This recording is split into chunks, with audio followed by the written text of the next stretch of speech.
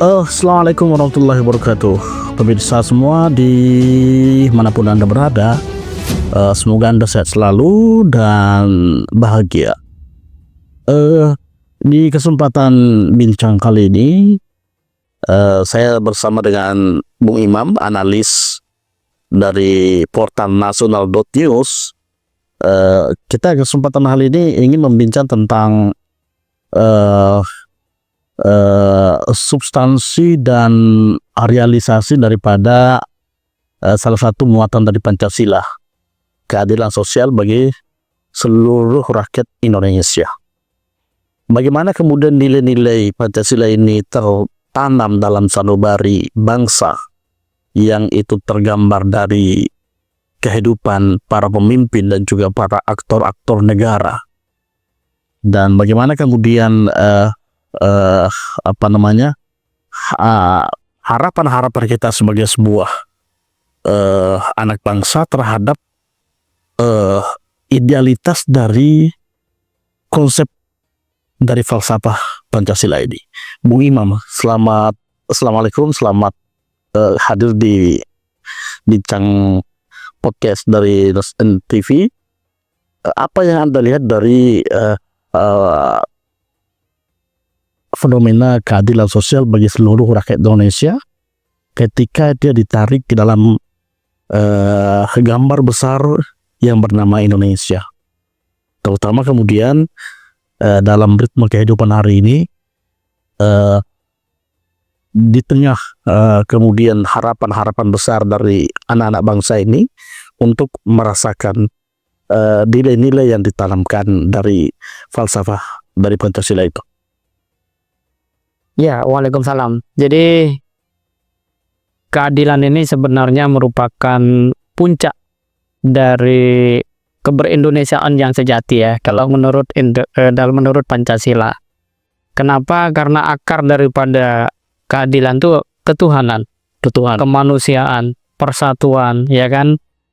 Kemanusiaan yang dipimpin oleh hikmah, kebijaksanaan dalam permusyawaratan dan perwakilan. Jadi kenapa kemudian tema keadilan ini menjadi orang banyak bahas? Karena memang secara langsung justru melalui bidang yang sangat penting yaitu hukum, masyarakat melihat ada ketidakadilan. Kenapa ketidakadilan itu muncul? Kalau pakai hierarkis posisi sila demi sila dalam Pancasila, itu karena orang sudah lupa bahwa yang pertama itu bukan lagi ketuhanan. Orang sering bercanda keuangan yang Maha Esa. Itu kan.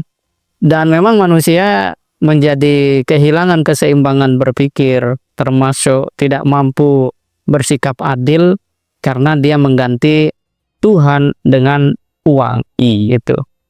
Dan ini merupakan satu hal yang sudah sangat terbuka seperti itu. Nah, yang menjadi soal sekarang adalah apa respon kita. Ini yang paling penting. Bahwa ketika kita melihat ketidakadilan, kalau memang kita bisa mengubah, ya lakukan. Tapi kalau kita rakyat biasa seperti kita begini ya, hanya bisa ngobrol misalnya gini. Tapi ngobrolnya penting loh, karena ini energi gitu ya. Maka kita harus melatih keadilan itu dalam diri kita. Sebagai contoh, kita makan, kemudian ada teman kita atau tetangga kita tidak makan. Itu seharusnya membuat kita bertindak untuk memberi makan kepada saudara atau tetangga kita itu. Kenapa? Nilai manusia itu adalah mencintai manusia yang lain. Sehingga kalau kemudian seseorang hidup dengan egoisme semata, maka dia akan kehilangan dirinya sebagai seorang manusia. Maka sila kemanusiaan itu menjadi soal. Kemanusiaan yang adil dan beradab menjadi sulit untuk tegak dalam realitas ya. Nah, dalam konteks ini latihan-latihan keadilan seperti itu harus terus kita upayakan. Ya, keadilan yang kedua, kita juga harus tahu kalau waktunya sholat. Nah, itu cara kita untuk melatih bagaimana kita adil terhadap kebutuhan ruhiyah kita. Makan, olahraga, orang saya kira hari ini tidak perlu disuruh Tapi sholat itu adalah satu kebutuhan dari ruh, satu kondisi yang kalau kita bisa mendirikan sholat, maka ruh kita itu akan berbahagia. Seperti sel-sel tubuh ketika dapat makan dan minum, dia akan punya energi. Kira-kira seperti itu. Ya, artinya bahwa kita sebagai sebuah bangsa yang memiliki akar sejarah yang kuat dari sisi spiritualisme, berarti mengasaskan semua perjalanannya ini kepada nilai-nilai tersebut, nilai-nilai ketuhanan tadi, ketuhanan dan kebijaksanaan dan sebagainya. Lantas ketika kemudian nilai-nilai ini tercerabut, tereduksi ke pelan-pelan, sebetulnya apa? Ini ada gejala apa dan apa yang kemudian menyebabkan nilai-nilai inti dari sejarah kita ini malah tidak menjadi sesuatu yang hari ini mainstreaming gitu, bahwa ya kita harus kembali kepada akar sejarah kita sebagai sebuah negara spiritual, negara yang berketuhanan, negara yang memiliki jiwa bangsa yang berketuhanan. Apa? Ada gejala apa ini sebetulnya?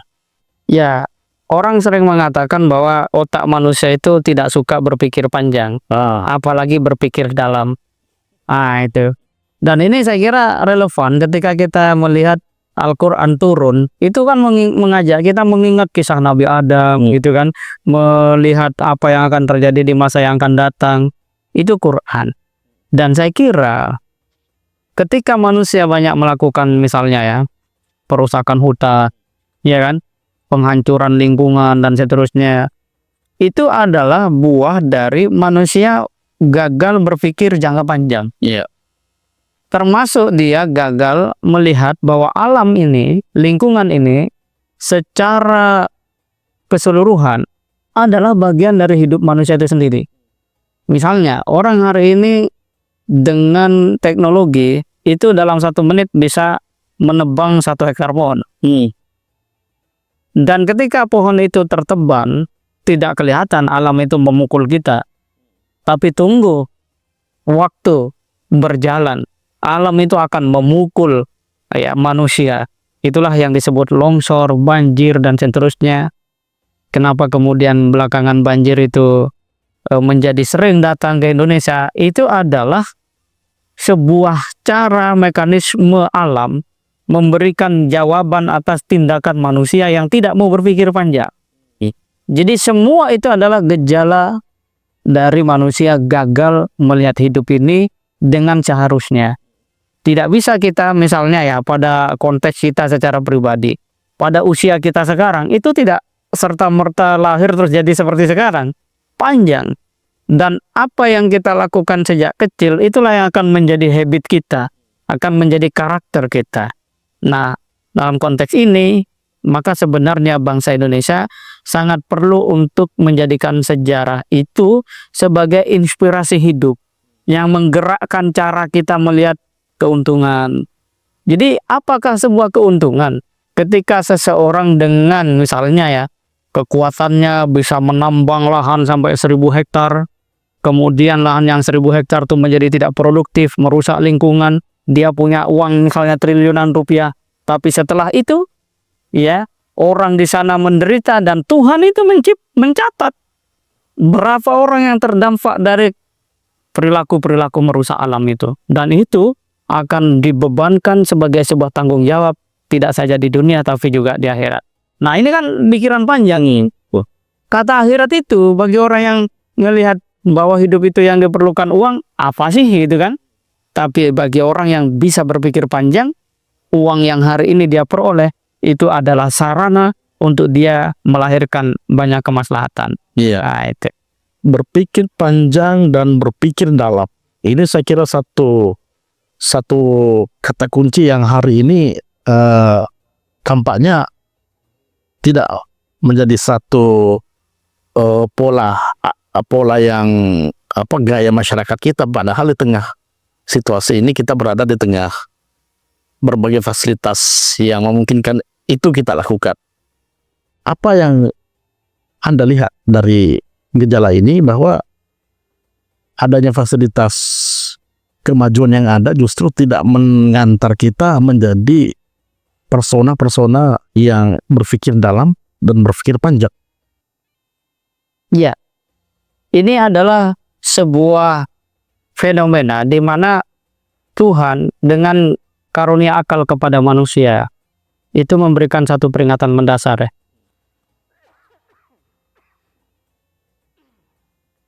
Peringatan itu adalah bahwa gue kasih otak, bahasa umumnya gitu ya, gunakan.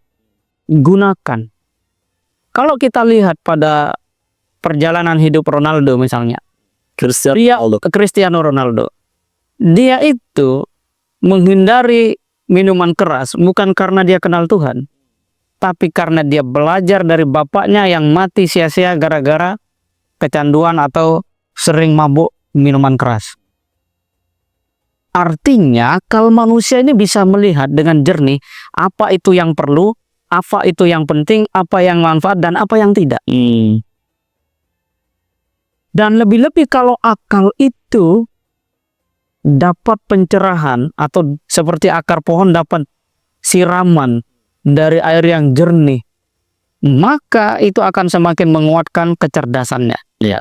Nah, dalam konteks ini sebenarnya ketika manusia tidak mau berpikir secara dalam, tidak bisa berpikir secara panjang, itu menunjukkan bahwa dia betul-betul sudah kehilangan akal sehatnya itu. Nah, sekarang bagaimana kalau orang itu punya gelar misalnya kan, punya gelar akademik, tapi ternyata dia menyusahkan rakyat misalnya.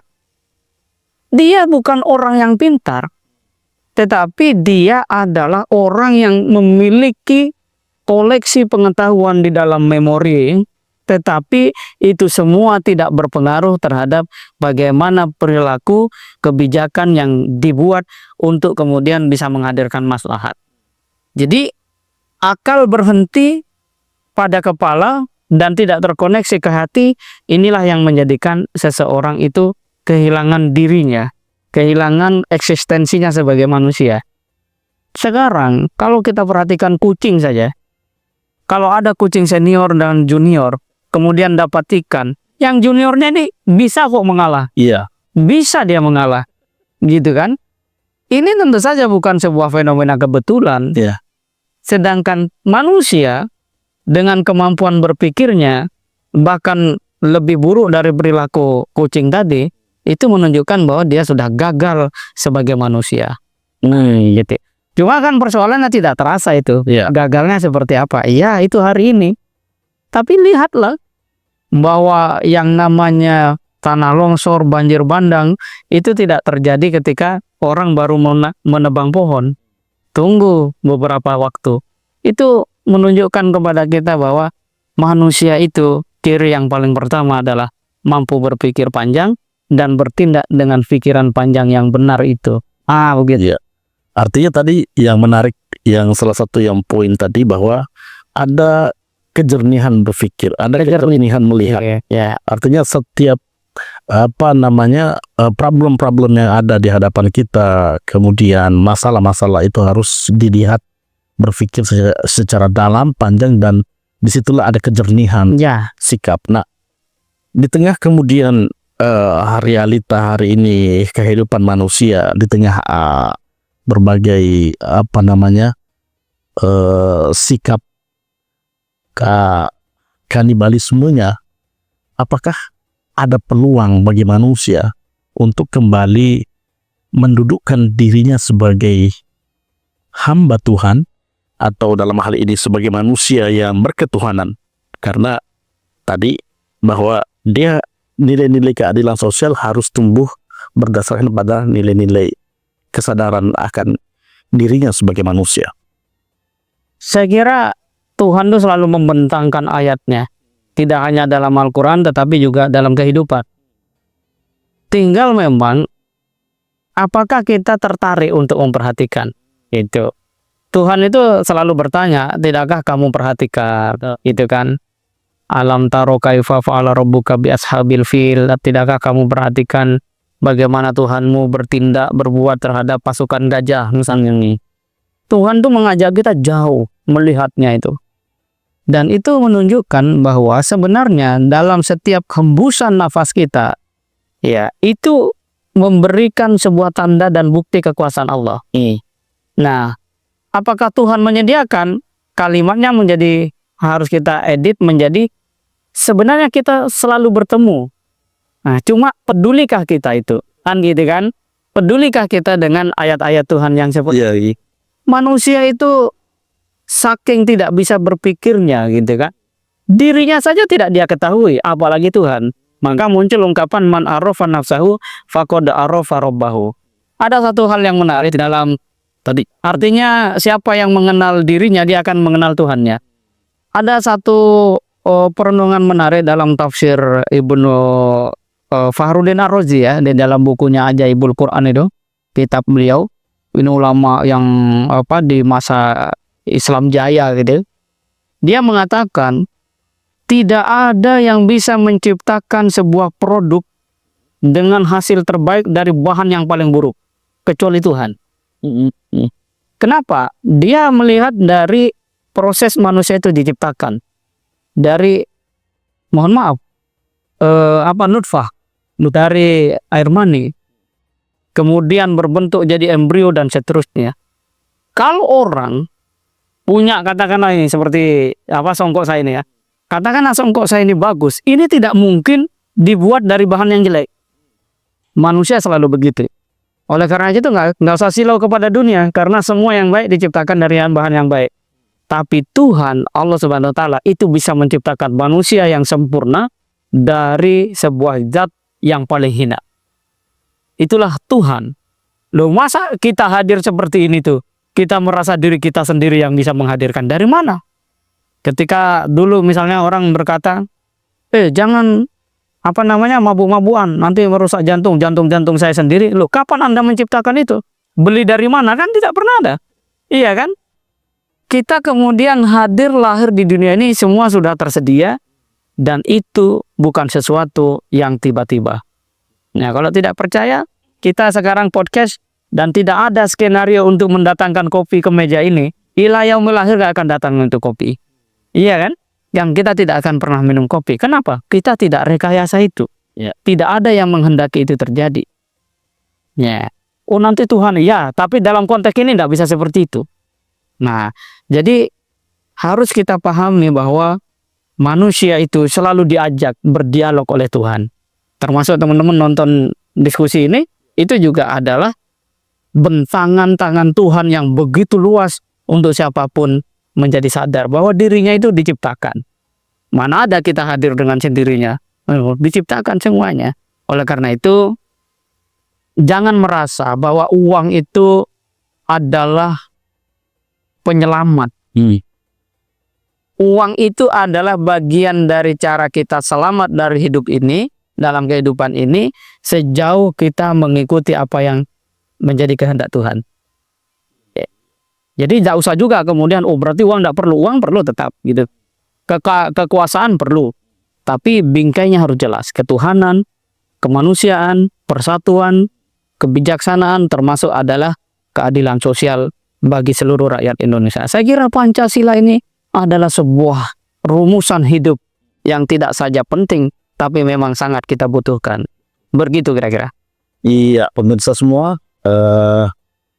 demikian perbincangan kita tanpa perlu saya simpulkan, karena pemirsa nanti dapat melakukan pemikiran lebih dalam, lebih panjang berkaitan dengan tema kita pada kesempatan kali ini. Dan tentu saja jangan lupa like dan subscribe channel ini. Dan jangan lupa, ini juga bukan perbincangan yang terakhir, akan terus ada obrolan-obrolan berikutnya, walaupun memang Nas NTV agak kurang update bang. Ya karena kendala waktu dan lain sebagainya, tapi dengan dukungan pemirsa semua, kita akan terus maju dan berupaya memberi ya semampu yang kita berikan, semampu apa yang kita berikan untuk bangsa dan kehidupan kita bersama. Demikian, salam hormat, sehat selalu. Assalamualaikum warahmatullahi wabarakatuh.